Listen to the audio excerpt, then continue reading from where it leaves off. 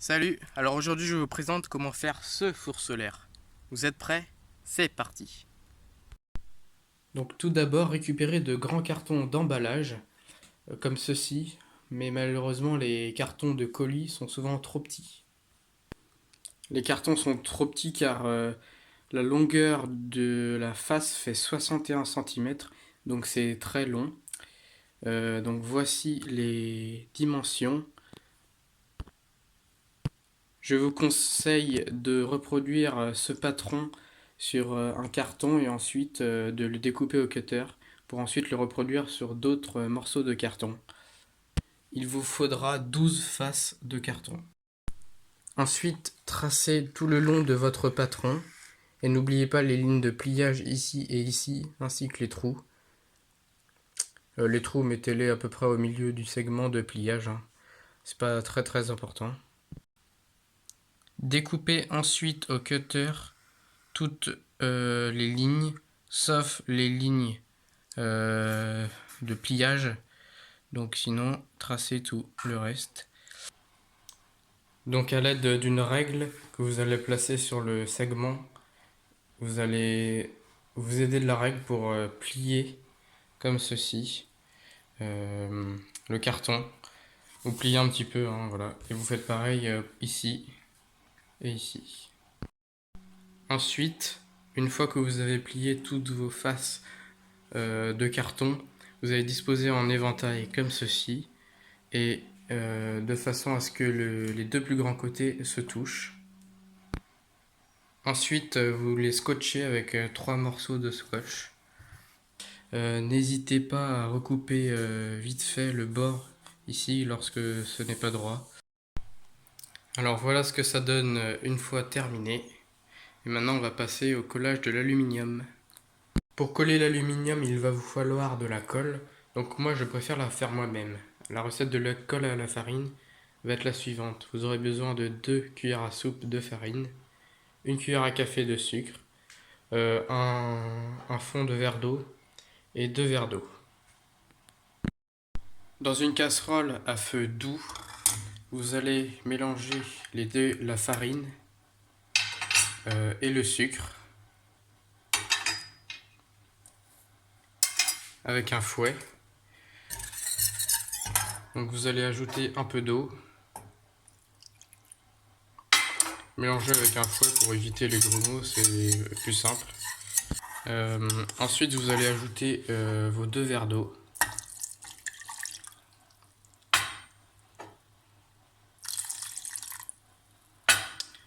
Et vous allez mélanger. Donc il faut obtenir une sorte de béchamel. Si la colle elle est trop épaisse, vous rajoutez un peu d'eau. Et si elle est trop liquide, vous rajoutez de la farine. Donc voilà, la colle est prête à être utilisée. Donc maintenant, on va procéder au collage de l'aluminium sur le carton. Donc moi, je vais essayer avec un premier morceau comme ceci, de le coller là, puis après de le découper. Et cette partie ici, je vais pouvoir peut-être la mettre sur l'autre planche de carton. Donc à voir s'il y en a assez, et au pire, je rajouterai quelques petits morceaux pour gaspiller le moins possible d'aluminium.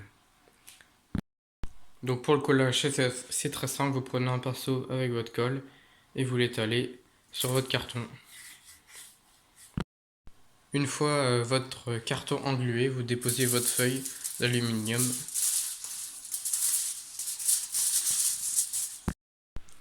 Et surtout, vous chassez le plus possible les bulles d'air. Vous pouvez utiliser un torchon pour bien appuyer, pour qu'il y ait le moins de plis possible. Donc voilà, là ça me semble pas mal. Et après, je vais découper au ciseau le bord. Et on va voir si on va pouvoir le mettre sur l'autre carton. Ce sera bien. Donc voilà, après collage et découpage. Donc il n'y a pas besoin de coller les petites languettes ici. C'est inutile. N'oubliez pas de coller du côté, vous voyez il y a un côté qui reflète mieux que l'autre. Donc mettez le côté qui reflète le moins contre le carton. Et ici la chute, et ben, il manque un tout petit morceau. Donc je vais attendre d'avoir une autre chute pour pouvoir faire une face entière. Donc pour la troisième phase, je vais utiliser une grande chute et une petite chute que je viens de découper. Et comme ça fera une face avec les chutes de l'aluminium des deux autres faces.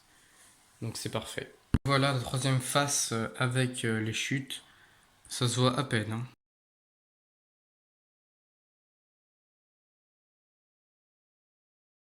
Maintenant que la surface est suffisamment lisse et brillante, vous allez faire un trou avec un clou, un poinçon ou ce que vous voulez dans les petits cercles que vous avez fait précédemment. Maintenant, nous allons relier toutes les faces ensemble grâce à de la ficelle. Donc vous allez plier comme ceci sur les lignes de pliure et vous les maintenez comme ça. Ensuite, vous faites passer la ficelle dans ce petit trou ici. Vous faites passer dans les deux et vous continuez ainsi. Vous pliez les deux suivants, vous les rapprochez et vous passez la ficelle par en dessous. Donc voilà, on fait passer le fil. Hop. Vous pouvez vous aider d'un clou ou d'un poinçon pour pousser la ficelle et la retrouver ensuite en dessous. Une fois que vous avez passé la ficelle sur toutes les faces, vous pouvez couper la corde à l'endroit du début où vous avez fait le départ. Et maintenant, ces deux bouts-là, on va devoir faire un nœud ensemble. Donc pour ça, il va falloir faire une forme d'entonnoir avec toutes les faces et regrouper chaque morceau comme ça. Et à la force, vous voyez, ça se courbe déjà. Donc de cette façon-là, vous voyez, le fil il passe juste et c'est parfait. Donc voilà, tendez bien la corde aussi. Retournez-le, ça sera plus simple et faites un nœud ici. Vous voyez là, du coup, c'est pas attaché, on mettra après du scotch. Donc faites un nœud ici. Donc voilà, une fois le nœud fait, mettez quelques bouts de scotch sur les lignes, sur les arêtes là extérieures pour renforcer. Mettez comme ça 2 ou 3 bouts de scotch par arête, ça suffira.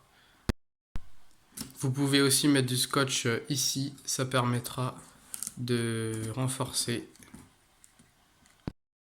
Donc voilà le résultat une fois que vous avez mis tous vos scotch. Vous pouvez rajouter aussi de l'adhésif aluminium sur toutes les arêtes intérieures pour renforcer. Pour réaliser le fond de l'entonnoir, faites un cercle de 14,5 cm de diamètre avec un compas et mettez de la colle et recouvrez-le d'aluminium. Maintenant, il n'y a plus qu'à le découper au ciseau. Fixez votre disque au fond avec du scotch. Donc j'ai rafistolé le four solaire avec du scotch de déménagement sur chaque arête et tout le tour. Alors j'ai rajouté du scotch un peu grillagé ici pour renforcer car le scotch marron ça tient pas du tout. Donc alors là je fais cuire une compote avec un peu de noisette et de chocolat, ça marche super bien. Alors comme vous pouvez le voir, j'ai surélevé le pot avec la compote avec une boîte de conserve vide. Hein. En 40 minutes on peut se faire une compote, c'est super. Avec là c'est pas la canicule aujourd'hui mais il y a du soleil. Donc pensez bien à l'orienter face au soleil et mettez un couvercle pour une cuisson plus rapide. Donc là je l'ai enlevé pour vous montrer. Environ toutes les 45 minutes, il faut tourner le four pour l'orienter face au soleil. Et si vous vous absentez, anticipez la course du soleil. Donc le temps de cuisson des plats, c'est un peu difficile à donner car ça dépend de la saison et de la quantité de nourriture. Mais rassurez-vous, les plats ne brûlent jamais car la température reste douce. Et en description, je vais vous donner des recettes et quelques temps de cuisson approximatifs pour vous aider à réaliser vos plats. Alors merci d'avoir regardé la vidéo et à bientôt.